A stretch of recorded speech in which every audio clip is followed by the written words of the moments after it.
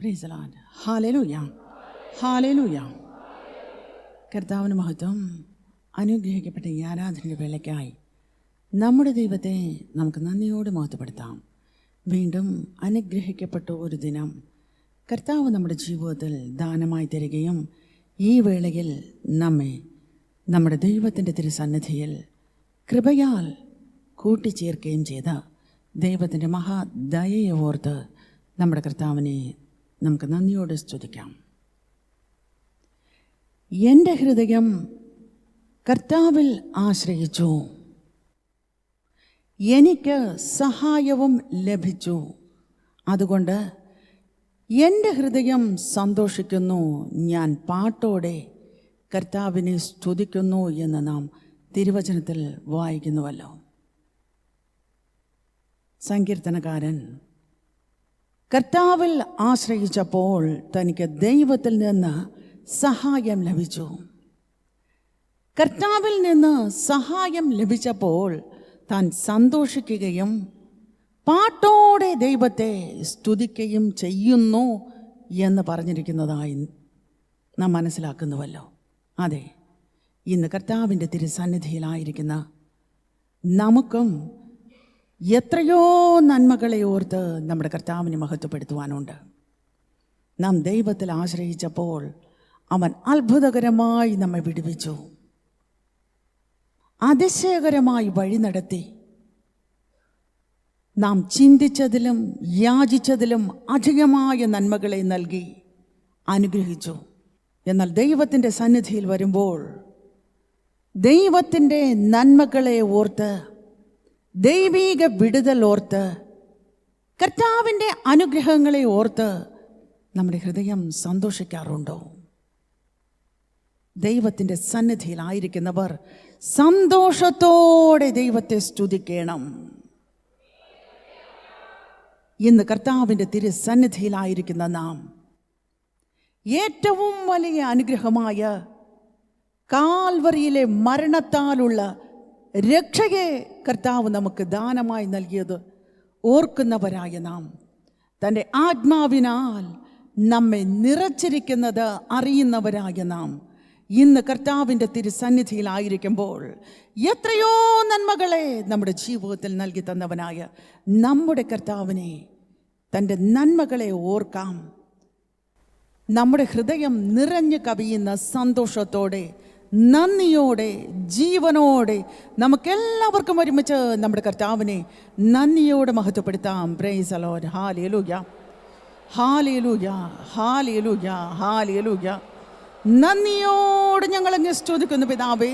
അവിടുത്തെ സന്നിധിയിൽ ഞങ്ങളുടെ മുട്ടുകളെ മടക്കുന്ന ഈ വേളയിൽ സന്തോഷത്തോടെ, സ്തോത്രത്തോടെ ഞങ്ങളുടെ പിതാവിനെ ഞങ്ങൾ മഹത്വപ്പെടുത്തുന്നു. Glory to master. ഹല്ലേലൂയ.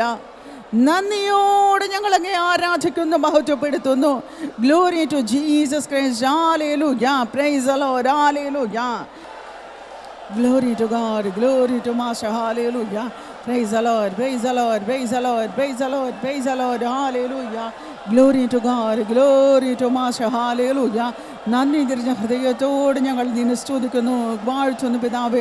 കർത്താവേ, അവിടുത്തെ സന്നിധിയിൽ ഞങ്ങളായിരിക്കുന്ന ഈ വേളയിൽ സ്വർഗം തുറന്ന് ദൈവാത്മശക്തി വ്യാപരിക്കുമാറാകണമേ. ഉയരത്തിലെ ശക്തി പ്രവർത്തിക്കുമാറാകണമേ. കർത്താവിൻ്റെ ചൈതന്യം പരിവർത്തിക്കുമാറാകണമേ. ദൈവത്തിൻ്റെ വെളിച്ചം ഞങ്ങളുടെ ഇടയിൽ കടന്നു വന്ന് പ്രകാശിക്കുമാറാകണമേ. അവിടുത്തെ കൃപ ഒരിക്കൽ കൂടെ ഞങ്ങൾ നിറയ്ക്കുമാറാകണമേ. Glory to God. Hallelujah. Praise the Lord. ഹല്ലേലൂയ. കർത്താവേ, സ്തോത്രം, സ്തോത്രം, സ്തോത്രം. ഹല്ലേലൂയ. Praise the Lord. Glory to master. ഹല്ലേലൂയ.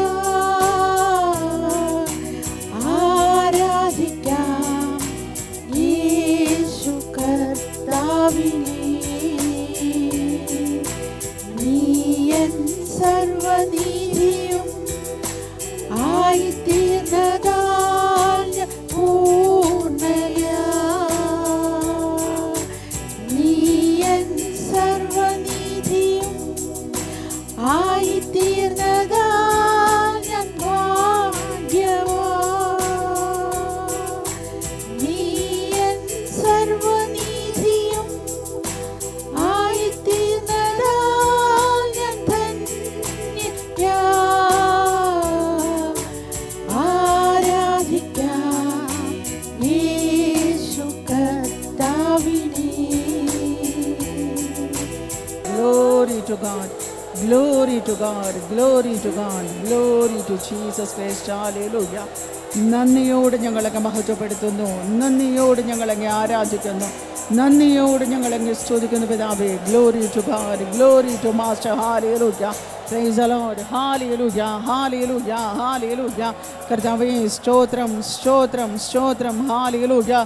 നന്ദിയോട് ഞങ്ങളങ്ങ് സ്തുതിക്കുന്നു കർത്താവേ. നന്ദി നിറഞ്ഞ ഹൃദയത്തോട് ഞങ്ങളങ്ങ് വാഴ്ത്തുന്നു പിതാവേ. അവിടുത്തെ സന്നിധിയിൽ ഞങ്ങളുടെ മുട്ടുകളെ മടക്കി കർത്താവ് ഞങ്ങളുടെ ജീവിതത്തിൽ പകർന്നിരിക്കുന്ന സകല നന്മകൾക്കായും എല്ലാ അനുഗ്രഹങ്ങൾക്കായും നന്ദിയോട് ഞങ്ങളൊക്കെ മഹത്വപ്പെടുത്തുന്നു.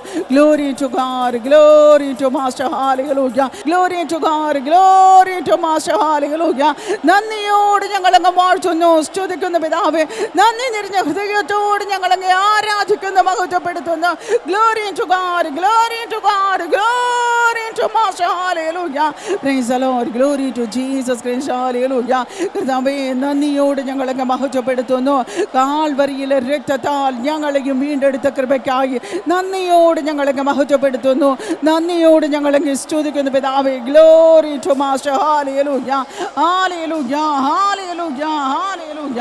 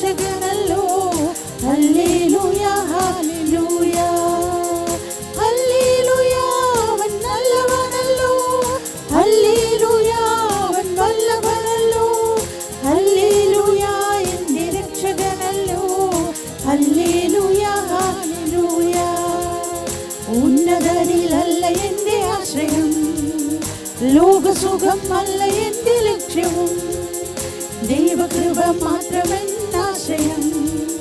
പാപികളിൻ രക്ഷ എന്റെ ആഗ്രഹം, ഉന്നതരിലല്ല എന്റെ ആശയം. ലോകസുഖം അല്ല എന്റെ ലക്ഷ്യം, ദൈവകൃപ മാത്രമെന്നാശയം. പാപികളിൻ രക്ഷ എന്റെ ആഗ്രഹം. ഹല്ലേലൂയ, അവൻ നല്ലവനല്ലോ. ഹല്ലേലൂയ, അവൻ വല്ലഭനല്ലോ. ഹല്ലേലൂയ, എന്റെ രക്ഷകനല്ലോ.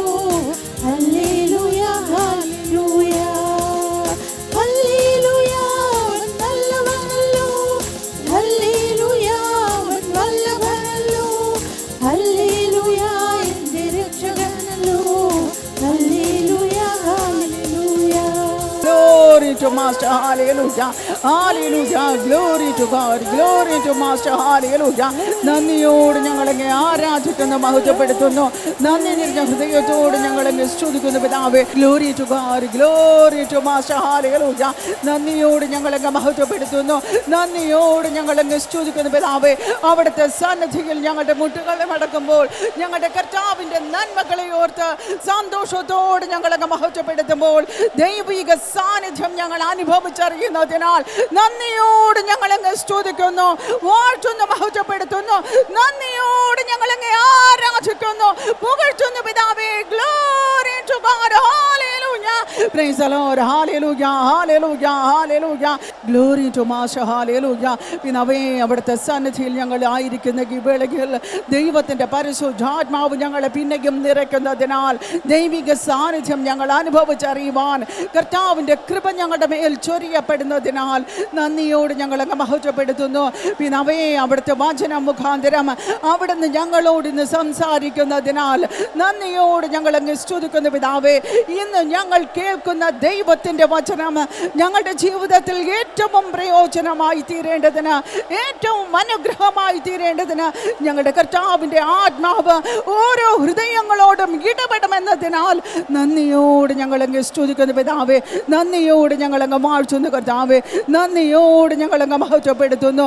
ഞങ്ങളുടെ കർത്താവിൻ്റെ വിടുതലിനായി ഞങ്ങളുടെ ദൈവത്തിൻ്റെ കരം ഞങ്ങളെ പിന്നെയും അനുഗ്രഹിക്കുന്നതിനായി നന്ദിയോട് ഞങ്ങൾ നിന്നെ സ്തുതിക്കുന്നു. ഞങ്ങളേവരെയും താഴ്ത്തി അവിടുത്തെ പാദത്തിൽ സമർപ്പിക്കുന്നു. എല്ലാ മഹത്വവും ഞങ്ങളുടെ കർത്താവിന് മാത്രം അർപ്പിക്കുന്നു, യേശുവിൻ്റെ നാമത്തിൽ തന്നെ. ആമേൻ.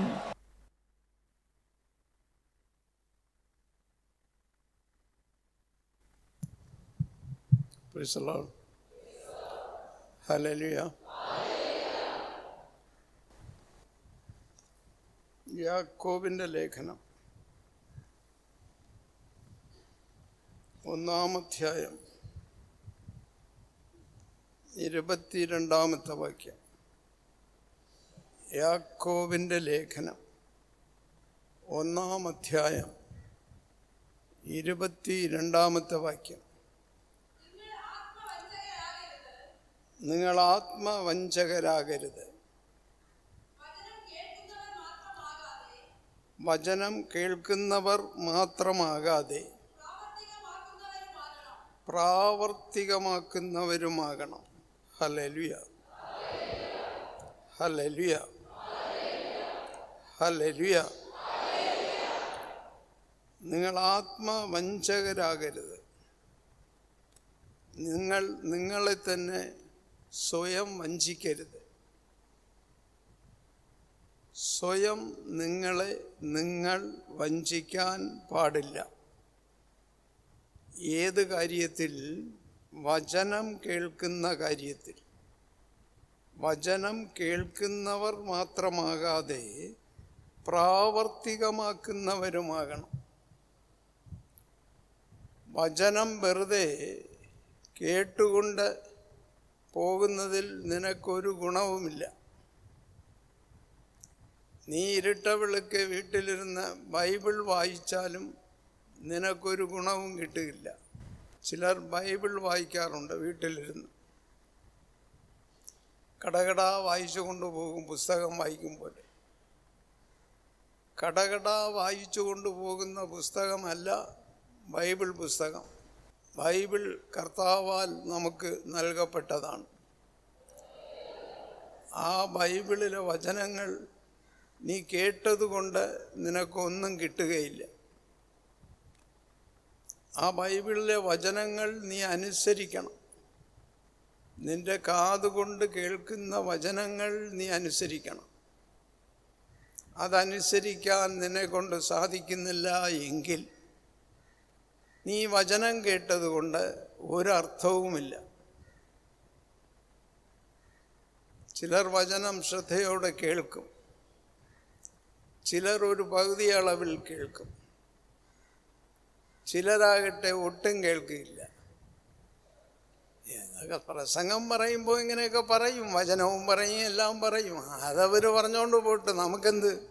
നമുക്ക് വെറുതെ മിണ്ടാതിരിക്കാം ഇവിടെ ബൈബിളും വെച്ചും കൊണ്ട്.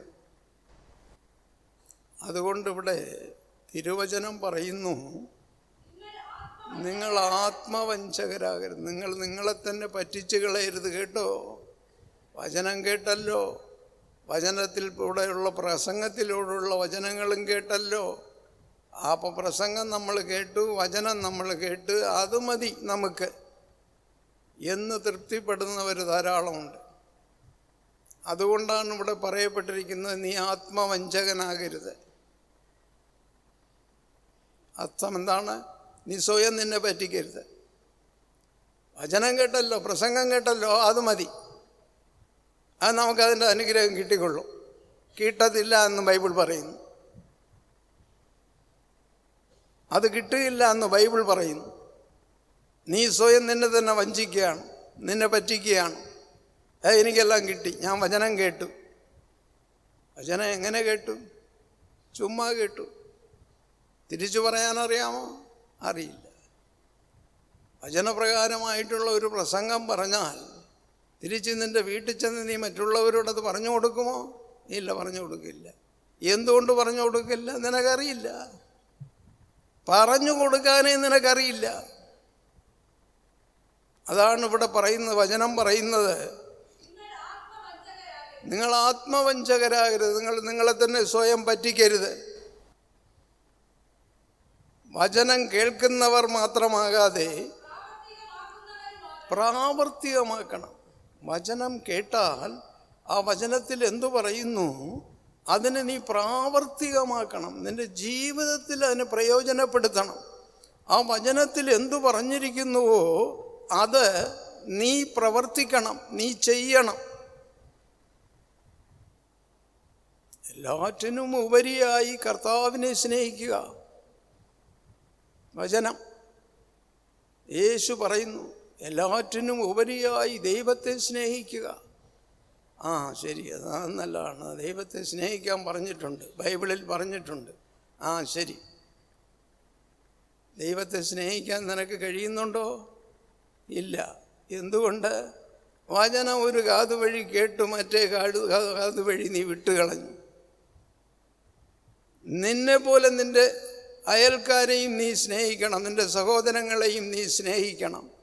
കർത്താവിൻ്റെ തിരുവചനം നീ സ്നേഹിക്കുന്നുണ്ടോ? എവിടെ സ്നേഹിക്കുന്നു? ബൈബിൾ നിൻ്റെ കയ്യിലുണ്ടോ? ഓ, ബൈബിളുണ്ട്, പാട്ടുപുസ്തകമുണ്ട്. ആ വചനം നിന്നിൽ പ്രാവർത്തികമാക്കണം. ആ വചനം നീ നിൻ്റെ ജീവിതത്തിൽ അത് പ്രാവർത്തികമാക്കണം, അതിനെ പ്രയോജനപ്പെടുത്തണം. ദൈവത്തെ ആദ്യ സ്നേഹം കർത്താവിന് കൊടുത്തുകൊണ്ട് ബാക്കി എല്ലാവരെയും സ്നേഹിച്ചുകൊണ്ട് ആരോടും പകയില്ലാതെ വിദ്വേഷമില്ലാതെ അസൂയയില്ലാതെ കാണപ്പെടുന്ന ഒരു ശുദ്ധമായ മനസ്സിൻ്റെ ഹൃദയത്തിലുണ്ടാകണം. ഉണ്ടായാൽ നീ വചനം പ്രാവർത്തികമാക്കി എന്നർത്ഥം.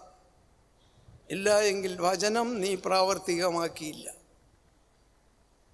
വചനം കേൾക്കുന്നു ചിലർ. 4 തരത്തിലുള്ള വചനം കേൾക്കുന്നവരുണ്ട്.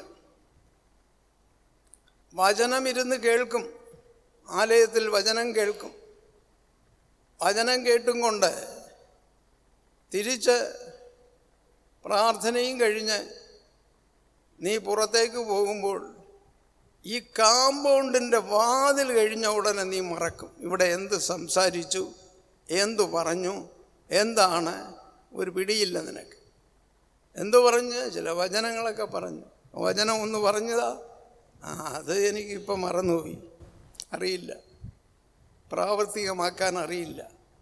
അവർ സ്വയം തങ്ങളെ തന്നെ വഞ്ചിച്ചുകൊണ്ട് അവർ കാമ്പൗണ്ട് വിട്ട് പുറത്തു പോകുമ്പോൾ അവർ സ്വീകരിച്ച വചനം, അവർ അന്ന് കേട്ട വചനം, അത് കാക്ക കൊത്തിക്കൊണ്ടുപോയി.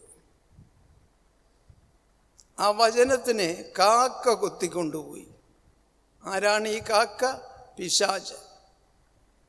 നിന്നെ ചുറ്റിപ്പറ്റി നടക്കുന്ന പിശാച്, നിന്നെ പാപം ചെയ്യുവാൻ പ്രേരിപ്പിക്കുന്ന പിശാച്, നിന്നെ എങ്ങനെയെങ്കിലും നരകത്ത് കൊണ്ട് തള്ളുവാൻ ആഗ്രഹിക്കുന്ന ഒരു പിശാച്. നീ കർത്താവിൻ്റെ വചനങ്ങൾ കേൾക്കാതിരിക്കാനും ദൈവത്തിൻ്റെ അനുഗ്രഹങ്ങൾ നിനക്ക് കിട്ടാതിരിക്കാനുമായി പ്രവർത്തിക്കുന്ന ഒരു പിശാച് നിൻ്റെ പിന്നിലുണ്ട്.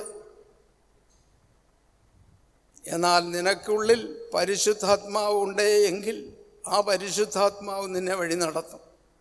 ആ പരിശുദ്ധാത്മാവ് നിന്നെ വഴി നടത്തിയാൽ പിശാച് അടുത്ത് വരിയില്ല. നീ കേൾക്കുന്ന വചനം അങ്ങനെ ഹൃദയസ്ഥമാക്കും. നീ മനസ്സിൽ അത് പതിക്കും. നീ കാമ്പൗണ്ട് വിട്ട് 1000 പ്രാവശ്യം ഇവിടെ വന്നും കൊണ്ട് തിരിച്ചു പോയാലും മറക്കുകയില്ല. ആ വചനം അങ്ങനെ ഉറച്ചു നിൽക്കും. മറ്റുള്ളവർക്ക് പറഞ്ഞു കൊടുക്കുവാനും നിനക്ക് സാധിക്കും. എന്നാൽ നീ കാമ്പൗണ്ട് വിട്ട് പുറത്തു പോയ ഉടനെ ആ വചനത്തിനെ കാക്ക കൊത്തിക്കളഞ്ഞു. പിശാച് എന്ന കാക്ക നീ കേട്ട വചനത്തെ കൊത്തിക്കൊണ്ട് അത് പറന്നുപോയി. നീയും പോയി. എനിക്ക് കാര്യം നടന്നാൽ മതി. അങ്ങനെയുള്ള ഒരു കൂട്ടം വിശ്വാസികൾ. രണ്ടാമതൊരു കൂട്ടം വിശ്വാസികളുണ്ട്. ആരാണിവർ? പാറമേൽ വീണ വിത്തിന് സമമായിട്ടുള്ളവർ. ഒരു കർഷകൻ വിത്ത് വിതച്ചു അയാളുടെ കൃഷിയിടത്ത്. കർഷകൻ വിതച്ച വിത്തുകളിൽ വിത്ത് എന്താണ്? വിത്ത് വചനമെന്ന വിത്ത്. വചനമെന്ന് സൂചിപ്പിക്കുന്നത് വിത്തിനെയാണ്. ആ വിത്ത്, വചനമെന്ന വിത്ത് വിതച്ചപ്പോൾ ആ വിത്ത് പാറയിൽ വീണ കാരണത്താൽ കുറേ നാൾ പിടിച്ചു നിന്നു. അല്പം വെള്ളവും അല്പം മണ്ണും ഈരമണ്ണും ഉണ്ടായിരുന്നത് കൊണ്ട് അത് കുറച്ച് ദിവസം, ഒരു 4-5 ദിവസം പിടിച്ചു നിന്നു. പിന്നെ വേരൂന്നാൻ കഴിയാത്ത പാറയിൽ എങ്ങനെ നിൽക്കും? ആ വിത്ത് എങ്ങനെ മുളച്ചു വരും? എങ്ങനെ അത് ചെടിയാകും? ആകത്തില്ല. അപ്പോൾ പാറമേൽ വീണ വിത്തും ഒരു 4-5 ദിവസം കഴിഞ്ഞപ്പോൾ അതും ഉണങ്ങി കരിഞ്ഞുപോയി. ചിലർ വചനം കേൾക്കുന്നവർ പിടിച്ചു നിൽക്കും. വിടരുത്, ഇടപാട് വിട്ടു പോകരുത്. എങ്ങനെയെങ്കിലും ഏത് മഴ പെയ്താലും വെയിലടിച്ചാലും വണ്ടി കിട്ടിയില്ലെങ്കിൽ നടന്നെങ്കിലും ഇടപാടിൽ പോയി ചേരണം. നമ്മുടെ കാര്യങ്ങൾ നടക്കുമല്ലോ, അത് മതി. വചനം പാറയിൽ വീണാലും എവിടെ വീണാലും എനിക്ക് കുഴപ്പമില്ല. വചനത്തെ മാനിക്കാത്ത ഒരു കൂട്ടർ. മൂന്നാമതൊരു കൂട്ടറുണ്ട്. അവർ ആരാണ്? മുള്ളിൻ്റെ നടുവിൽ വീണ വിത്തിന് സമമായവർ. മുള്ളിൻ്റെ നടുവിൽ വീണു. മുൾച്ചെടികളുടെ ഇടയിൽ അത് വീണു. അവിടെ അത് മുളച്ചു വന്നു. ആ വിത്ത് മുളച്ചു. എന്നാൽ വളർന്നു വരെ ഈ മുള്ളുകൾ അതിനെ ഞെരുക്കി പിഴിഞ്ഞു. കുറേ നാളത് വളർന്നു വന്നു. മുള്ളിന് ഇടയിൽ കിടന്ന ആ വിത്ത് അത് വളർന്നു വന്നു. വളർന്നു വന്നപ്പോൾ ഈ മുള്ളുകൾ ഞെരുക്കിക്കളഞ്ഞു. എന്ത് മുള്ളുകൾ? ജീവിതത്തിലെ പ്രയാസങ്ങളെന്ന മുള്ളുകൾ, ജീവിതത്തിലെ പ്രശ്നങ്ങളെന്ന മുള്ളുകൾ, ജീവിതത്തിലെ കടബാധ്യത എന്ന മുള്ളുകൾ, പ്രശ്നങ്ങൾക്ക് പരിഹാരം കിട്ടിയില്ലല്ലോ എന്ന മുള്ളുകൾ. ആ മുള്ളുകൾ വളർന്ന് വന്ന് നിന്നെ ഞെരുക്കി. നീ വിശ്വാസത്തിലിരുന്നു, കൊള്ളാം, ഇടപാട് കൊള്ളാം, നമ്മളെ കാര്യങ്ങളൊക്കെ നടന്നു. നമ്മളെ ദൈവം നമ്മളെ അനുഗ്രഹിച്ചു. നമ്മളെ വചനം കേട്ടു. വചനം കേട്ടതനുസരിച്ച് നമ്മളത് വിശ്വസിച്ചത് കൊണ്ട് ഇടപാടിൽ പോയി. അവിടെ പോയപ്പോഴത്തേക്കും നമ്മുടെ കാര്യങ്ങളെല്ലാം നടന്നു. ഇനി കാര്യങ്ങൾ നടന്നു. ഇനി ഏതെങ്കിലും കാര്യമുണ്ടോ? ഇല്ല. അപ്പോൾ ഐശ്വര്യമെന്നുള്ള മുള്ള് വന്നപ്പോൾ കഷ്ടപ്പാടുകളെന്ന മുള്ള് അവരെ വിട്ട് നീങ്ങിയപ്പോൾ, അവർക്കല്പം സൗകര്യങ്ങൾ വന്നപ്പോൾ, ധനശേഷി ഉണ്ടായപ്പോൾ, ധനമെന്ന മുള്ള് ഞെരുക്കിയപ്പോൾ വീണുപോയി. ആ വിത്ത് പട്ടുപോയി, ആ വിത്ത് നശിച്ചുപോയി. അപ്പോൾ ഇവിടെ ഐശ്വര്യമെന്നുള്ള മുള്ളു ഞെരുക്കിയപ്പോൾ പ്രയാസമെന്ന മുള്ളു മാറി, ഐശ്വര്യമെന്ന മുള്ളും ഞെരുക്കിയപ്പോൾ ഇനി നമുക്ക് എന്തെങ്കിലും പെരുന്നാളോ കാര്യങ്ങളോ വരുമ്പോൾ പോകാം എന്ന് വരുന്ന ഒരു വിഭാഗമാണ് മുള്ളിൻ്റെ നടുവിൽ വീണുപോയവർ. അപ്പോൾ കാക്ക കൊത്തിപ്പോയവർ ഒരു കൂട്ടർ, അവരുടനെ തന്നെ സ്ഥലം വിട്ടു. രണ്ടാമത് കൂട്ടർ പാറമേൽ കുറച്ചു നാൾ പിടിച്ചു നിന്നു. ഈ വചനം കൊള്ളാമല്ലോ, കേൾക്കാൻ നന്നായിരിക്കുന്നു, കർത്താവ് നമ്മെ അനുഗ്രഹിക്കും. കുറേ ദിവസം നിന്നു. പിന്നെ വേരിറങ്ങാൻ സാധ്യമല്ലാതെ വന്നപ്പോൾ അവരും പോയി. മൂന്നാമതൊരു കൂട്ടർ കഷ്ടപ്പാടുകളുടെ നടുവിൽ ഇവിടെ വന്നു ചേർന്നു, ബുദ്ധിമുട്ടുകളുടെ നടുവിൽ ഇവിടെ വന്നു ചേർന്നു, പട്ടിണിയുടെ നടുവിൽ ഇവിടെ വന്നു ചേർന്നു, പട്ടിണി കിടന്നിവിടെ വന്നു ചേർന്നു. അവർക്ക് വീട് കിട്ടി, വള്ളം കിട്ടി, വോട്ട് കിട്ടി, എല്ലാം കിട്ടി. കിട്ടിയപ്പോൾ ഐശ്വര്യം കൂടി. ഐശ്വര്യമെന്ന് ഈ മുള്ളവരെ ഞെരുക്കി, ഈ വചനം കേട്ടവരെ അങ്ങ് ഞെരുക്കി. ഞെരുക്കിയപ്പോൾ മുള്ളു പട്ടു, ഈ വിത്ത് പട്ടുപോയി, ആ ചെടി പട്ടുപോയി. നാലാമതൊരു കൂട്ടറുണ്ട്. നാലാമതൊരു കൂട്ടർ കഷ്ടപ്പാടായാലും ശരി, ദുഃഖമായാലും ശരി, ദുരിതമായാലും ശരി, സന്തോഷമായാലും ശരി, എൻ്റെ യേശു കർത്താവിനെ വിട്ട് ഞാൻ മാറുകയില്ല. എൻ്റെ ജീവിതത്തിൽ എന്തൊക്കെ പരാജയം സംഭവിച്ചാലും എന്നെ കാണുന്ന ഒരു ദൈവമുണ്ട്, എന്നെ കരുതുന്ന ഒരു ദൈവമുണ്ട്, എന്നെ സ്നേഹിക്കുന്ന ഒരു ദൈവമുണ്ട്.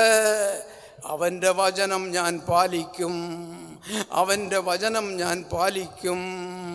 ഞാൻ നല്ല നിലത്തിൽ വീണ വിത്തായി കാണപ്പെടും. ഞാൻ നല്ല നിലത്തിൽ വീഴുന്ന വിത്തായി ഞാൻ കാണപ്പെടും. ഞാൻ നല്ല നിലത്തിൽ വീണ വിത്താണ്. എനിക്ക് ഒരു പ്രശ്നവുമില്ല. എൻ്റെ കർത്താവിന് എൻ്റെ ദുരിതങ്ങൾ അറിയാം, എൻ്റെ പ്രയാസങ്ങൾ അറിയാം, എൻ്റെ കടബാധ്യതകൾ അറിയാം, എൻ്റെ ദുഃഖം ദുരിതം എല്ലാം അറിയുന്ന എൻ്റെ കർത്താവ് എനിക്കും എൻ്റെ കുടുംബത്തിനുമായി എന്ത് ചെയ്യണമോ അത് ദൈവം നിശ്ചയിക്കുന്ന നാളിൽ എനിക്ക് ചെയ്തിരിക്കും. എൻ്റെ ദൈവത്തെ വിട്ട് ഞാൻ മാറുകയില്ല എന്ന ശപഥമെടുക്കുന്ന പാവപ്പെട്ട വിശ്വാസികൾ ധാരാളമുണ്ട്. പാവപ്പെട്ടവർ, വെറും പാവപ്പെട്ടവർ, വിശ്വാസത്തിൽ ഉറച്ചു നിൽക്കുന്നവർ, അവർക്ക് ദൈവം എല്ലാ അനുഗ്രഹങ്ങളും ക്രമേണ അതിൻ്റെ ഗ്രേജ്വലായി അത് കൊടുത്തുകൊണ്ടിരിക്കും. അതിൻ്റെ ക്രമമനുസരിച്ച് കൊടുത്തുകൊണ്ടിരിക്കും. അവർ സന്തോഷമായി കാണപ്പെടും. അവരാരാണ്? നല്ല നിലത്ത് വീണ വിത്തുകളാണവർ. നല്ല നിലത്ത് വീണ വിത്തുകൾ മാത്രമേ ഫലം പുറപ്പെടുവിക്കുകയുള്ളൂ. നല്ല നിലത്തിൽ വീണ വിത്തുകൾക്കല്ലാതെ ഫലം പുറപ്പെടുവിക്കാൻ സാധ്യമല്ല. അവർ നല്ല വിത്തുകളാണ്. ദൈവം ഓമനിക്കുന്ന നല്ല വിത്തുകളാണ്. ദൈവം സ്നേഹിക്കുന്ന നല്ല വിത്തുകളാണ്. അങ്ങനെ 4 വിധത്തിലുള്ള വിത്തുകളെക്കുറിച്ചാണ് ഇവിടെ പറഞ്ഞിട്ടുള്ളത്. ഒരു കൂട്ടർ വചനം കേൾക്കുകയും ഉടനെ വിട്ടുകളയുകയും ചെയ്യുന്നു. ചിലർ കുറേ ദിവസം കൂടി കടന്നു വരുന്നു ഇടപാടിൽ. അവരുടെ കാര്യം നടന്നാൽ പിന്നെ അവർ വരിയില്ല. അങ്ങനെ പാറമേൽ വീണ വിത്തുകൾ അങ്ങനെയും പോയി. മൂന്നാമത് കാര്യങ്ങൾ നടന്നു കഴിഞ്ഞപ്പോൾ ഇനി വേണ്ട ഇടപാടെന്ന് പറഞ്ഞു പോകുന്ന മുള്ളിൽ വീണ വിത്തിന് സമമായിട്ടുള്ളവർ. കാര്യം നടന്നാലും നടന്നില്ലെങ്കിലും, ഞാൻ പട്ടിണി കിടന്നാലും ഞാൻ ഞരങ്ങിയെങ്കിലും ഈ ഇടപാടിൽ വന്ന് ചേരും എന്ന് തീവ്രമായി കാണപ്പെടുന്ന തീവ്രമായ പാവപ്പെട്ട വിശ്വാസികൾ നല്ല നിലത്ത് വീണ വിത്തുകളാകുന്നു. ഹല്ലേലൂയാ, ഹല്ലേലൂയാ. ഗലാത്യർക്ക് എഴുതിയ ലേഖനം 3-ാം അധ്യായം അതിൻ്റെ 12-ാമത്തെ വാക്യം. ഗലാത്യർ 3:12 വായിക്കാം. നിയമം വിശ്വാസത്തിൽ അധിഷ്ഠിതമല്ല. ഹല്ലേലൂയ. നിയമങ്ങൾ അനുഷ്ഠിക്കുന്നവൻ അവ മൂലം ജീവിക്കും. ഹല്ലേലൂയ. നിയമം വിശ്വാസത്തിൽ അധിഷ്ഠിതമല്ല. വെറുതെ വിശ്വസിച്ചത് കൊണ്ടൊരു കാര്യമില്ല. എടാ, ഈ ബൈബിളുണ്ട്, നിനക്ക് വിശ്വാസമുണ്ടോ? ഓ, എനിക്ക് വിശ്വാസമുണ്ട്. ബൈബിള് ഇന്നേ വരെ കണ്ടിട്ടില്ലാത്തവനാണ്, ബൈബിള് വായിക്കാത്തവനാണ്, ഒരു തരത്തിലും അവൻ ആത്മീയനായിട്ടുള്ളവനല്ല, വെറും ജഡികനായി ജീവിക്കുന്നവനാണ്. അവനെ നോക്കി ആരെങ്കിലും ഒരുത്തൻ ബൈബിളിൽ വിശ്വാസമുണ്ടോ നിങ്ങൾക്ക് എന്ന് ചോദിച്ചാൽ എന്ത് പറയും? എനിക്ക് വിശ്വാസമില്ല എന്നാരെങ്കിലും പറയുമോ? ഒരു ഹിന്ദു പോലും പറയില്ല, ഒരു മുസ്ലിം സഹോദരനും പറയില്ല, ഒരു ബൗദ്ധനും പറയില്ല, ആരും പറയില്ല. എല്ലാവരും പറയുമ്പോൾ അത് വിശ്വസിക്കാവുന്ന ഒരു നിയമപുസ്തകമാണ്. അത് ക്രിസ്ത്യാനികളുടെ ഒരു വിശുദ്ധ ഗ്രന്ഥമാണ്. അത് ലോകം മുഴുവനുള്ള ജനങ്ങൾ എല്ലാവരും തന്നെ അത് വിശ്വസിക്കുന്നു, ഞാനും വിശ്വസിക്കുന്നു എന്നേ പറയൂ. അങ്ങനെ വെറുതെ വിശ്വസിക്കാൻ മാത്രമായിട്ടുള്ളതല്ല ഈ ബൈബിൾ. പിന്നെന്താണ്? നിയമങ്ങൾ അനുഷ്ഠിക്കുന്നവൻ അവ മൂലം ജീവിക്കും. ഹല്ലേലൂയ. നിയമങ്ങൾ അനുസരിക്കുന്നവൻ ആരാണോ, ആ നിയമത്തിൽ പറഞ്ഞിരിക്കുന്നതെല്ലാം തൻ്റെ ജീവിതത്തിൽ പകർത്തണം.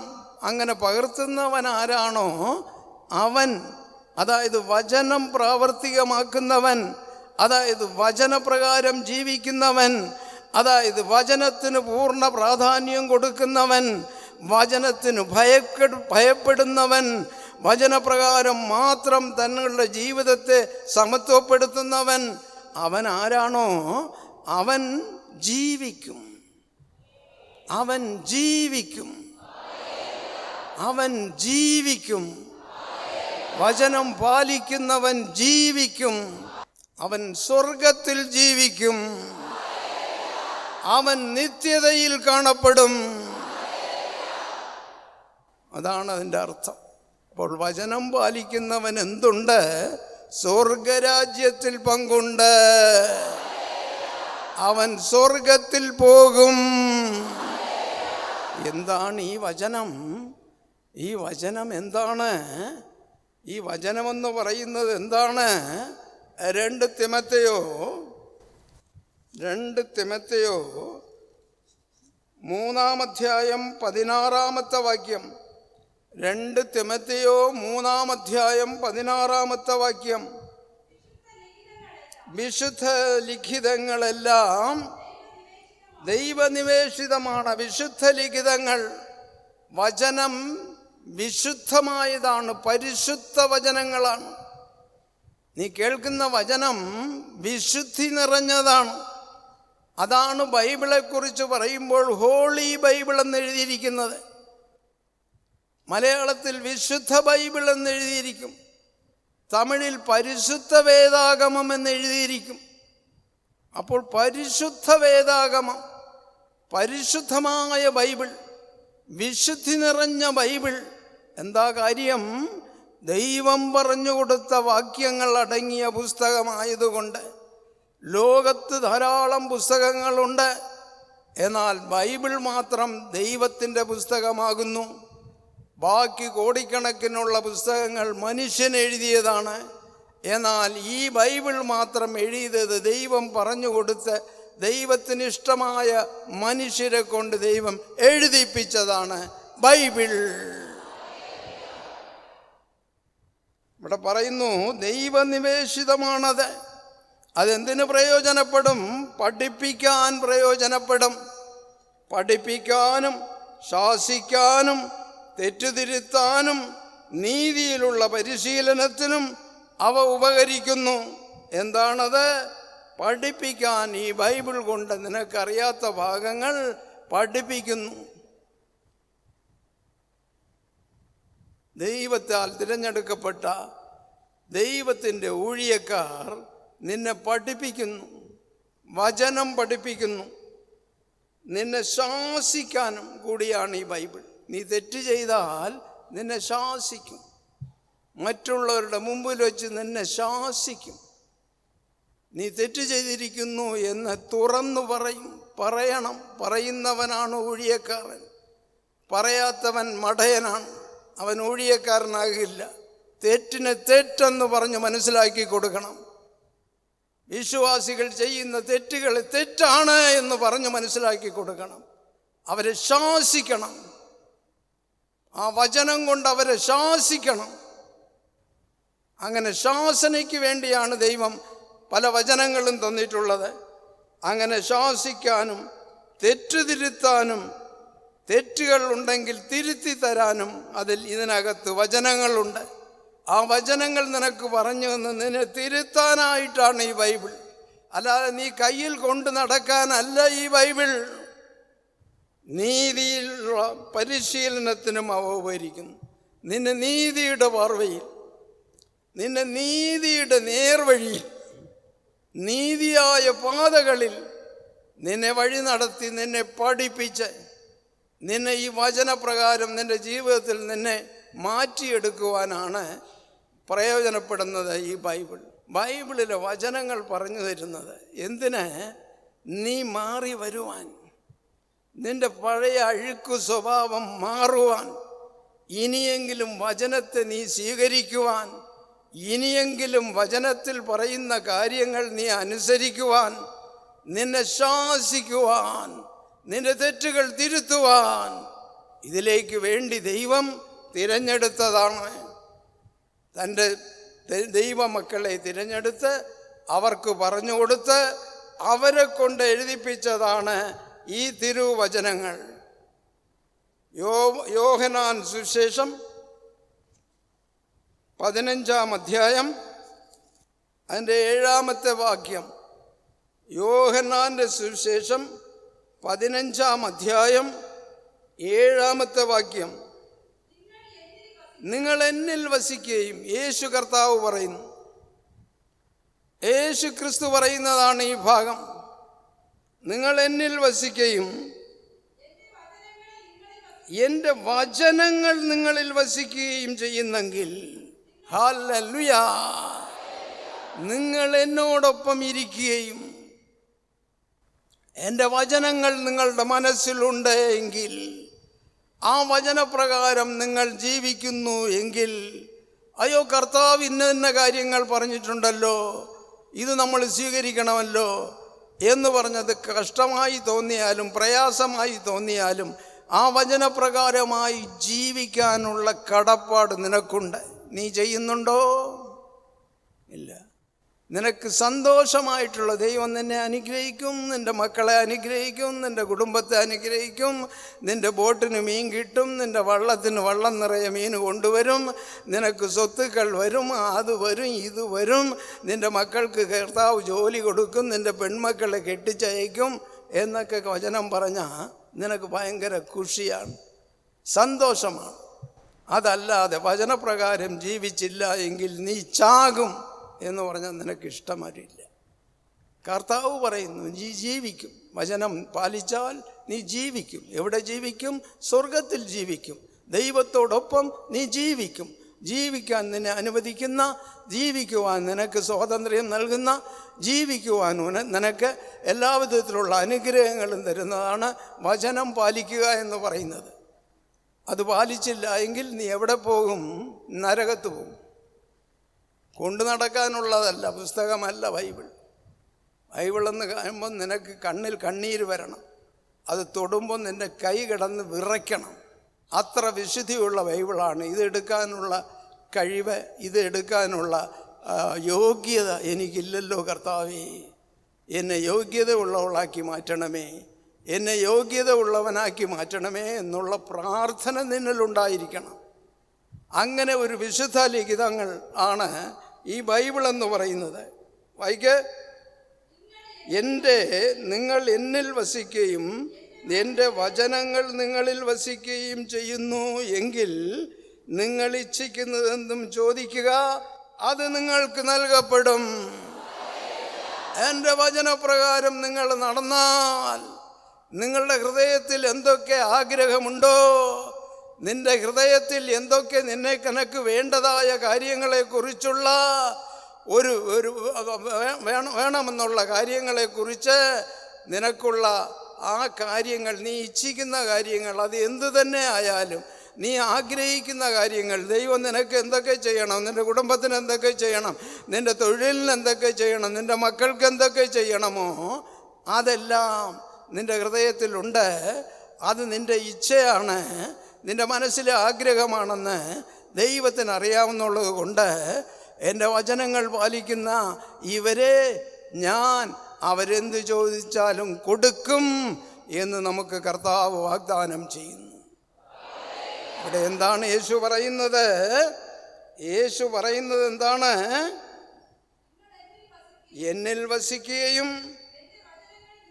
എൻ്റെ വചനങ്ങൾ നിങ്ങളിൽ വസിക്കുകയും ചെയ്യുന്നെങ്കിൽ നിങ്ങൾ ഇച്ഛിക്കുന്നത് എന്തും ചോദിക്കുക. നീ ചോദിക്കുക, എൻ്റെ അടുത്ത് ചോദിക്കുക. നീ വചനം പാലിക്കുന്നവനാണോ, വചനം പാലിക്കുന്നവളാണോ, വചനമനുസരിച്ച് വചനത്തിന് ഭയന്ന് ജീവിക്കുന്ന ഒരു വ്യക്തിയാണോ, വചനപ്രകാരം നിൻ്റെ ജീവിതം ഇന്നുണ്ടോ എങ്കിൽ ഒരു കാര്യം ചെയ്യ്, നീ ചോദിക്ക, എന്നോട് ചോദിക്ക, ഇഷ്ടം പോലെ ചോദിക്ക. നിനക്ക് എന്തു വേണം അത് ഞാൻ തരാം. യേശു പറയുന്നതാണ്. പ്രിയപ്പെട്ട സഹോദര സഹോദരി, സത്യങ്ങൾ മനസ്സിലാക്കണം. വചനം കളിയല്ല, വചനം ജീവിക്കുന്ന വചനമാണ്. അത് ജീവനുള്ള വചനമാണ്. ആ വചനം വിതയ്ക്കണം, വളർന്നു വരും, മറ്റുള്ളവർക്ക് ഫലം നൽകണം. അങ്ങനെ വചനം കേട്ട് മറ്റുള്ളവർക്ക് ഫലം നൽകുന്ന, ദൈവത്തിന് ഫലം നൽകുന്ന ഒരു ജീവിതം നമുക്കുണ്ടാകണം. ഇല്ലെങ്കിൽ ക്രിസ്ത്യാനികളല്ല. നീ ക്രിസ്ത്യാനിയാണെങ്കിൽ ദൈവത്തെ സ്നേഹിക്കുക, ദൈവത്തിൻ്റെ വചനങ്ങളെ സ്നേഹിക്കുക, വചനപ്രകാരം നീ ജീവിക്കുക. എങ്കിൽ നീ സ്വർഗത്തിൽ ജീവിക്കുമെന്ന് പറയപ്പെടുന്ന ഈ തിരുവചനം മനസ്സിൽ കണ്ടുകൊണ്ട് ഇനിയെങ്കിലും ദൈവത്തിൻ്റെ വചനം പാലിക്കാൻ കടന്നു വരൂ. ദൈവം നിങ്ങളെ എല്ലാവരെയും അനുഗ്രഹിക്കട്ടെ, ആശീർവദിക്കട്ടെ. ആമേൻ. ഹല്ലേലൂയ, ഹല്ലേലൂയ, ഹല്ലേലൂയ.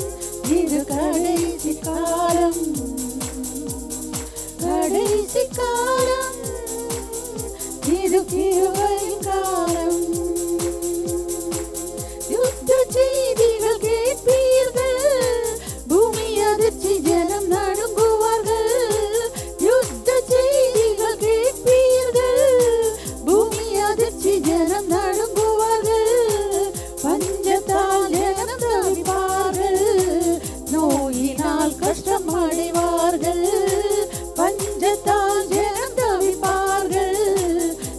நோயினால் கஷ்டம் அடைவார்கள். கடைசி காலம் இது, கடைசி காலம், கடைசி காலம் இது, கிருபையின் காலம். கடைசி காலம் இது, கடைசி காலம், கடைசி காலம் இது, கிருபையின் காலம். வானத்தின் சத்துவங்கள் அசைப்பதால் சூரியன் சந்திரனும் இருண்டு போகும். வானத்தின் சத்துவங்கள் அசைப்பதால் சூரியன் சந்திரனும் இருண்டு போகும். வானத்தில் சம்பவங்கள் வெளிப்படுமே, மனிதர் அதிர்ச்சி அடைவார்கள். வானத்தில் சம்பவங்கள் வெளிப்படுமே, மனிதர் அதிர்ச்சி அடைவார்கள். கடைசி காலம் இது, கடைசி காலம், கடைசி காலம் இது, கிருபையின் காலம். கடைசி காலம் இது, கடைசி காலம், கடைசி காலம் இது, கிருபையின் காலம். இயேசுவின் இரத்தத்தால் மீட்கப்பட்டதால் தேவ ஜனமே விழித்திருங்கள். இயேசுவின் இரத்தத்தால் மீட்கப்பட்டதால் தேவ ஜனமே விழித்திருங்கள். எக்கால சத்தம் வானில் முழங்கிடுமே, பரிசுத்தர் எல்லாம் பறந்திடுமே. எக்கால சத்தம் வானில் முழங்கிடுமே, பரிசுத்தர் எல்லாம் பறந்திடுமே. கடைசி காலம் இது, கடைசி காலம், கடைசி காலம் இது, கிருபையின் காலம். கடைசி காலம் இது, கடைசி காலம், கடைசி காலம் இது, கிருபையின் காலம். அத்தி தூளில் விட்டது, வெயில் காலம் வந்தது. கர்த்தர் வரும் வேளை நெருங்கி விட்டது. அத்தி தூளில் விட்டது, வெயில் காலம் வந்தது. கர்த்தர் வரும் வேளை நெருங்கி விட்டது. கடைசி காலம் இது, கடைசி காலம், கடைசி காலம் இது, கிருபையின் காலம். கடைசி காலம் இது, கடைசி காலம், கடைசி காலம் இது, கிருபையின் காலம்.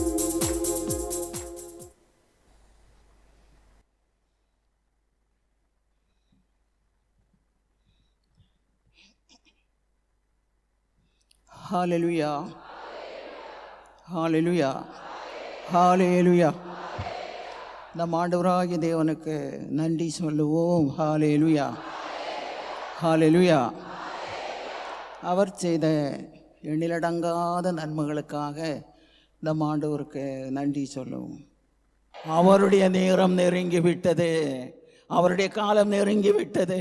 தன் மகனை நோக்கி பார்க்கிறார் ஆண்டவர் பிதாவாகிய தேவன். ஒரு கூட்டம் ஜனத்தோடு மேலெழுந்து செல்ல ஆண்டவராம் ஆவியானவரும் ஏழாவிகளும் தேவதூதர்களும் பூமியில் இறங்கி செயல்பட்டு கொண்டிருக்கின்றார்கள்.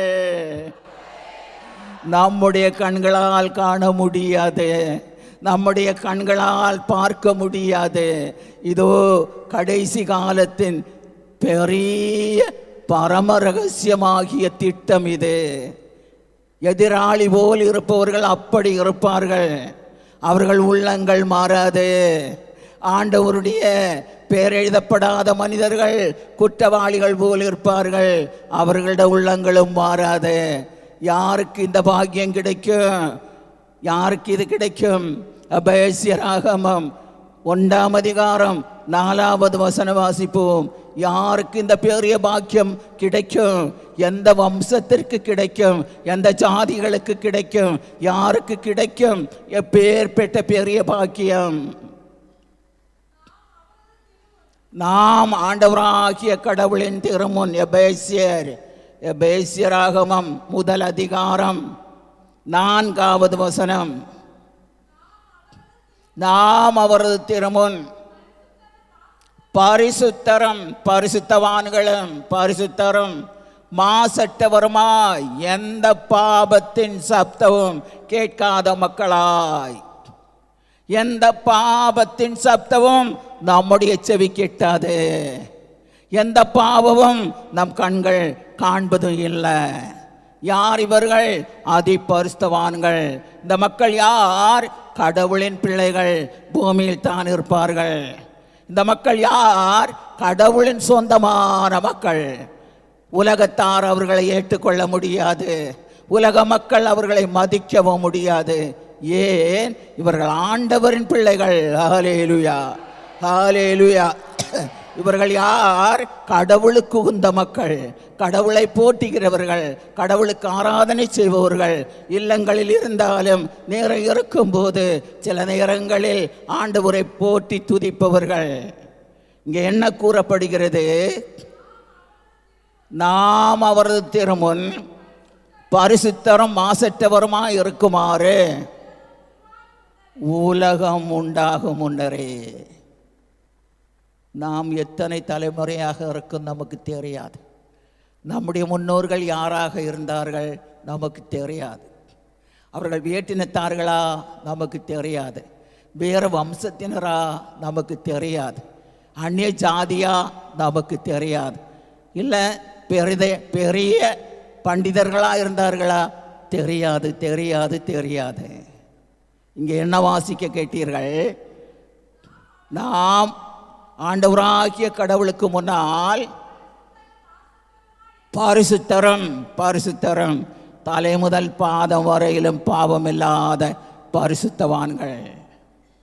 நாம் அவரது திருமுன்னால் பரிசுத்தரும் மாசற்றவருமாய் பாவத்தின் செய்தி கேளாதவர்கள், பாவம் செய்யும் மனிதர்களோடு ஒப்புரவாயிராதவர்கள், பாவம் செய்பவர்களோடு பேசாதவர்கள், வஞ்சனையாளர்களோடு கூட்டு கூடாதவர்கள். நாம் ஆண்டவராகிய கடவுள் முன்னால் பரிசுத்தவான்களும் மாசற்றவருமாய் இருக்குமாறு உலகம் தோன்றுவதற்கு முன்னாலே, பூமி உண்டாகும் முன்னாலே, ஆண்டவர் வானத்தின் படைகளை உண்டாக்கும் முன்னாலேயே ஆண்டவராகிய கடவுள் நம் எல்லோரையும், நம்மை என்று சொல்லும்போது இந்த காலத்தின் மக்களாகிய நாம் மட்டுமல்ல, பூலோகம் பூமி உண்டான காலம் முதலே அக்காலத்திலிருந்தே பிறக்கும் சந்ததியராகிய மக்கள் எல்லோரும் பின் லாஸ்ட் காலம் நாம் பிறந்திருக்கிறோம். உலகம் உண்டாகும் முன்னரே, உலகம் தோன்றும் முன்னாலேயே அவர் நம்மை, பிதாவாகிய தேவன் நம்மை கிறிஸ்துவுக்குள்ளே ஏற்றுக்கொண்டார். ஹல்லேலூயா, ஹல்லேலூயா. பிதாவாகிய தேவனுக்கு தெரியும், பூமியில் மனிதர்களை உண்டாக்கினால் அவர்கள் பாவம் செய்வார்கள். பாவம் செய்பவர்கள் பரலோகம் போக முடியாது. அப்படி என்றால் தம்முடைய ஒரே பேரான மகனையே பூமியில் அனுப்ப வேண்டும். அவர்தான் இயேசு கிறிஸ்து. இயேசு என்றால் இரட்சகர், கிறிஸ்து என்றால் அபிஷேகம் பெற்றவர்.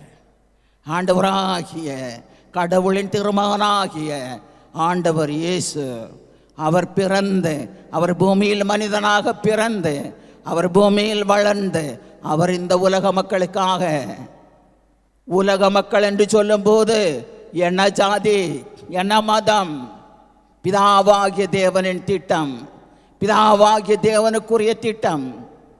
ஜாதி இல்லை, மதம் இல்லை. உலக பாவங்களை போக்குவதற்காக பூலோகத்தின் பாவம் அனைத்தும் மன்னித்து மனுக்குலத்தை காப்பாற்றுவதற்காக தன் ஒரே பேரான மகனையே ஆண்டவர் இந்த பூமியில் அனுப்பினார். அந்த இயேசு வழியாகவே ஆண்டவராகிய இயேசு கிறிஸ்துவுக்குள் நம்மை தேர்ந்து கொண்டார். அவருடைய திருவுள விருப்பத்திற்கு ஏற்ப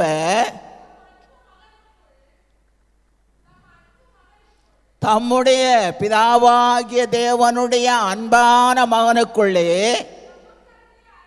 நமக்கு அருளிய கிருபையின் மாட்சிமை புகழ் பெற்று உலகமெல்லாம் புகழ் பெற்று விளங்க இயேசு கிறிஸ்துவின் வழியாகவே நம்மெல்லோரையும், எந்த ஜாதியோ எந்த மதத்தினரோ யாரோ ஆண்டவர் என்ன செய்தார்? நம்மெல்லோரையும், உலகத்தில் ஆண்டவரை நேசிக்கிறேன், ஆண்டவரின் மக்களாய் வாழும் மனுக்குலத்தை அவர் என்ன செய்தார்?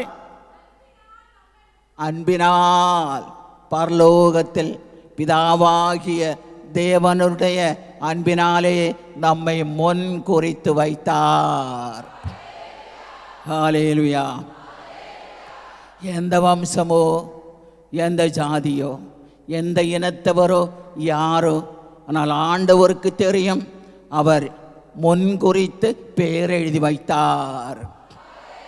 ஹல்லேலூயா.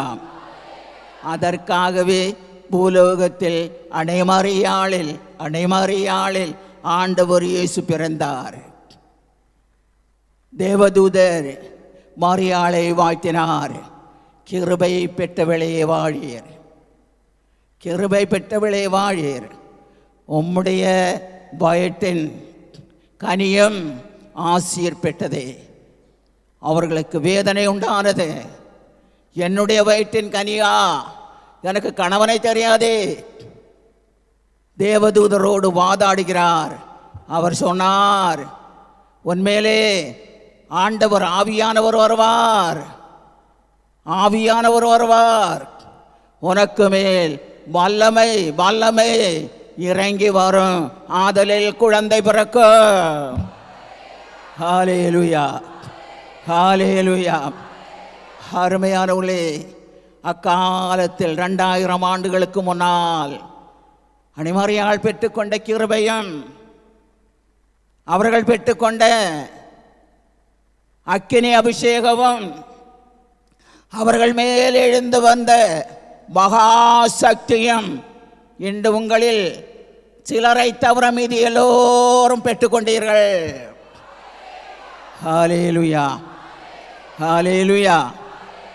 யாருக்கு இந்த வாய்ப்பு கிடைக்கும்? யாருக்கு இந்த அதிசயமான செயல் யாருக்கு கிடைக்கும்? வருகையில் எடுத்துக் கொள்ளப்பட வேண்டிய மக்களுக்கு. என்னெல்லாம் பெற்றுக்கொண்டீர்கள்? கிருபை, கவசம் போல கிருபை, அக்கினி ஜுவாலை, அக்கினி அபிஷேகம், சரீரத்தின் சகலமான அழுக்கையும் போக்கி அபிஷேகம். நீ எங்கு போனாலும் பாவம் உன்னை பின்தொடர முடியாது, வாதை உன்னை அணுக முடியாது, உன் இல்லத்தில் பிரவேசிக்க முடியாது. வியாதிகள் வராது, துன்பங்கள் வராது, நெருக்கங்கள் வராது, கஷ்டங்கள் வராது, வேதனைகள் வராது. யார் கூடவே இருக்கிறார்? ஆண்டவராம் ஆவியானவர் உங்களுக்குள் குடிகொண்டிருக்கிறார். ஹல்லேலூயா, ஹல்லேலூயா. ஆண்டவராம் ஆவியானவர் குடிகொண்டிருக்கும் சரீரங்களை சாத்தான் தொட முடியாது, சாசனால் தொட முடியாது. உன் இல்லத்தின் வாசல் உள்ளே சாசு நுழைய முடியாது, மந்திரவாதியால் எதுவும் செய்ய முடியாது. தீக்கிரையாகும், தீச்சுளையில் வெந்து கருகுவது போல அவனுடைய ஆத்மா சாந்தி இல்லாமல் அவன் அலைந்து தெரியும்படியான காலம் வரும். அருமையானவர்களே, ஆண்டவரின் பிள்ளைகளே, அதைவிட அதிமுக்கியமான ஒன்றை கவனமாய் கேளுங்கள். உங்களுக்குள் நீங்கள் அபிஷேகம் பெற்றவர்கள் என்றால் உங்கள் இல்லத்தின் வாசலில் தேவதூதர் நின்று கொண்டிருப்பார். ஹல்லேலூயா. ஏன் அவருக்கு வேற வேலை இல்லையா? நின்று கொண்டிருப்பார். உன்னை மேலே கொண்டு போகும் வரையிலும் அவர் இல்லத்தின் வாசலில் நின்று கொண்டிருப்பார். ஹல்லேலூயா, ஹல்லேலூயா. எதற்காக இந்த வேலை? உங்களை மேலே கொண்டு போய் சேர்க்கும்படியாக. நீங்கள் எங்கே போகணும்? பரலோகம் போகணும். சிறு குழந்தை முதல், ஒருவேளை ஒரு பால் குடிக்கும் குழந்தையாக இருக்கலாம், 1 வயதுடைய குழந்தையாக இருக்கலாம், 2 வயதுடைய குழந்தையாக இருக்கலாம், சிறுவர்களாகலாம், சிறு பிள்ளைகளாகலாம், வாலிபர்களாகலாம், வாலிப பிள்ளைகளாகலாம். அருமையானவர்களே, அந்த வருகை என்பது திருப்பி கைவிடப்பட்டு போகும் உலகத்தின் எந்த மனிதர்களுக்கும் திருப்பி கிடைக்காத ஒன்று. 2 கொரிந்தியர் 3:17 கூறுகிறது, ஆண்டவர் என்பவர் ஆவியானவர். ஆண்டவர் ஆவியானவர். ஆண்டவராம் ஆவியானவர் எங்கு வாசம் செய்கிறாரோ அங்கு விடுதலை உண்டு. பாவத்திற்கு விடுதலை உண்டு, வியாதிக்கு விடுதலை உண்டு, துன்பத்திற்கு விடுதலை உண்டு, கடன் பாரத்திற்கு விடுதலை உண்டு, கஷ்டம் கண்ணிகளுக்கு விடுதலை உண்டு, குடும்ப வேதனைகளுக்கு விடுதலை உண்டு. விடுதலை தருபவர் நீங்கள் தேடி வருகிற ஆண்டவராம் ஆவியானவர். ஹல்லேலூயா, ஹல்லேலூயா. அருமையானவர்களே, உலகத்தில் நாம் எதை இழந்தாலும், நாம் வேலை இழந்தாலும், செல்வத்தை இழந்தாலும், தனத்தை இழந்தாலும், ஆபரணங்களை இழந்தாலும், ஒருவேளை இறந்து போனாலும் திருப்பி கிடைக்கும்படியான பல நேரங்கள் உண்டு. ஆனால் ஆண்டவர் தருகிற இந்த பரம பொக்கிஷத்தை இழந்தால் திருப்பி பெற்றுக்கொள்ள முடியாது. ஒருவேளை விட்டவர்கள் நான் அங்கு ஜெபோண்டு என்ன போகலாம், என்ன அற்புதம் நடக்கும் என்று வரலாம். ஆனால் நடக்காது. என்ன நடக்காது? ஆண்டவரின் இரக்கம் உங்களை விட்டு எடுத்து கொள்ளப்படும். நீங்கள் ஆண்டவரோடு இருந்தால் மட்டுமே வருகையில் எடுத்து கொள்ளப்படுவீர்கள். எல்லோரும் முழங்கால் படியிடுவோம். Praise the Lord, glory to Lord, glory to Lord, glory to Lord, praise the Lord, glory to Lord, glory to Lord, glory to Lord, praise the Lord. ஆமென். ஆண்டவரே, உம்முடைய இரத்தத்தால் கழுகும் ஆண்டவரே, தலை முதல் பாதம் வரையிலும், தலை முதல் பாதம் வரையிலும் ஆவி உள்ள இறங்கட்டும். தலை முதல் பாதம் வரையிலும் உடைய கிருபை இறங்கட்டும். தலை முதல் பாதம் வரையிலும், தலை முதல் பாதம் வரையிலும் உடைய சக்தி இறங்கட்டும். உம்முடைய பிள்ளைகளாக மாற்று, உம்முடைய பிள்ளைகளாக மாற்று, உம்முடைய மக்களாக மாற்று, உம்முடைய மக்களாக மாற்று, உம்முடைய மக்களாக மாற்று, உம்முடைய மக்களாக மாற்று. உம்முடைய பிள்ளைகள் நாம் இவர்களோடு தங்குவோம். இவர்கள் நமக்கு பிள்ளைகளாக இருப்பார்கள். நாம் அவர்களுக்கு தந்தையோ கடவுளுமாக இருப்போம் என்று சொன்னீரே. உம்முடைய மக்களாக மாற்று, உம்முடைய மக்களாக மாற்று, உம்முடைய பிள்ளைகளாக மாற்று, உம்முடைய பிள்ளைகளாக மாற்றும் ஆண்டவரே, உம்முடைய மக்களாக மாற்றும் ஆண்டவரே. Praise the Lord, glory to Lord. பாவம் இல்லாத உடலாக மாற்று, பாவம் செய்யாத மனமாக மாற்று, பாவ சிந்தையற்ற சிந்தையாக மாற்று. தலை முதல் பாதம் வரையிலும், தலை முதல் பாதம் வரையிலும் உடைய இரத்தத்தால் கழுகும், உடைய ஆவியால் கழுகும், உடைய சக்தியால் நிரப்பு, சக்தியால் நிரப்பு, சக்தியால் நிரப்பு, சக்தியால் நிரப்பு, சக்தியால் நிரப்பு, வல்லமையால் நிரப்பு, வல்லமையால் நிரப்பு, வல்லமையால் நிரப்பு.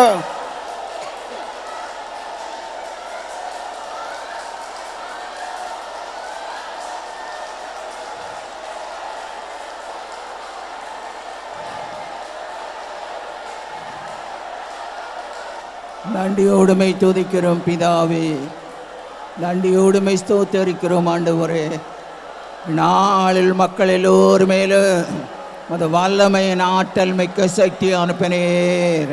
நிரப்பி நிரப்பி நிரப்பி நிரப்பி பாத்திரம் வழிந்தோடும் அளவுக்கு பிள்ளைகளை நிரப்பினீர். பிள்ளைகள் மேல் கடந்து வந்தீர், உடைய மக்கள் மேல் இறங்கி வந்தீர், அவர்களை ஆசீர்வதித்தீர். கட்டி அரவணைத்து முத்தமிட்டு, கட்டி அரவணைத்து முத்தமிட்டு உம்முடைய பிள்ளைகளாக மாற்றினீர், உம்முடைய மக்களாக மாற்றினீர். உமக்கு மக்கள் தேவை, உமக்கு பிள்ளைகள் தேவை, உம்முடைய ஜனம் தேவை. நன்றி ஆண்டவரே, நன்றியோடு துதிக்கிறப்பா, நன்றி செலுத்துகிறோம் ஆண்டவரே. பாவமக்கு நன்றி, பாவமக்கு நன்றி ஆண்டவரே, நன்றி ஆண்டவரே. பிரதான தூதர்களோடு உம்முடைய ஜனம் மேல் எழுந்து செல்ல இக்காலத்தில் இடப்பாடில் நீர் செயலாட்டுகிறீர், இடப்பாடில் நீர் செயலாட்டுகிறீர், இடப்பாடில் நீர் செயலாட்டுகிறீர். உமக்கு நன்றி தகப்பன, நன்றி தகப்பன, நன்றி ஆண்டவரே. எல்லாம் வல்ல ஆண்டவராக இயேசுவின் நாமத்தில் ஜெபிக்கிறோம். ஜெபம் கேளு நல்ல பிதாவே.